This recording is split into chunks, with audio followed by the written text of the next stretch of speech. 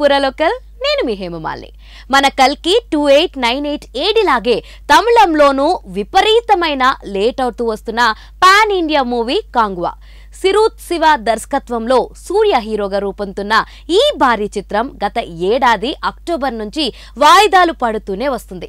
పోనీ ఈ వేసవిలో అయినా వస్తుందేమో అనుకుంటే షూటింగ్ బ్యాలెన్స్ తో పాటు పోస్ట్ ప్రొడక్షన్ లో ఆలస్యం వల్ల పోస్ట్ పోన్ చేశారు.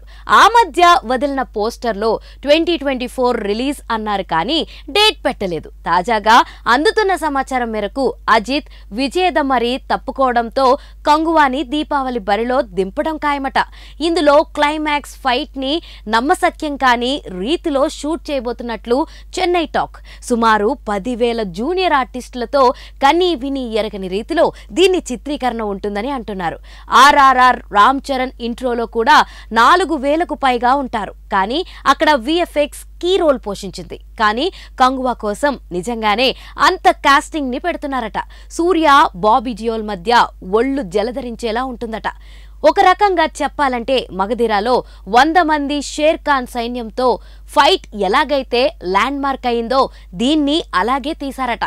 తెలుగులో యువి సంస్థ భాగస్వామ్యంతో వస్తున్న కంగువా ఏకంగా 1000 కోట్ల బిజినెస్ టార్గెట్ తో బరిలో దిగుతుందని కోలీవుడ్ మీడియా ఊదరగొడుతుంది. టైం ట్రావెల్ కాన్సెప్ట్ తో రూపొందుతున్న ఈ ఫ్యాంటసీ మూవీలో సూర్య డ్యూయల్ రోల్ చేస్తున్నాడు. పార్ట్ 2 ఉంటుందా లేదా అనే దాని గురించి ఇంకా స్పష్టత లేకపోయినా శివ మాత్రం మొత్తం 3 భాగాలు సరిపడా కంటెంట్ రాసి ఉన్నాడు. మొదటి భాగం హిట్ అయినా కాకపోయినా ఒక పార్ట్ కొనసాగింపు మాత్రం ఖచ్చితంగా వస్తుందని అంటున్నారు. దేవిశ్రీ ప్రసాద్ సంగీతం మరో ప్రధాన ఆకర్షణగా నిలవబోతుంది.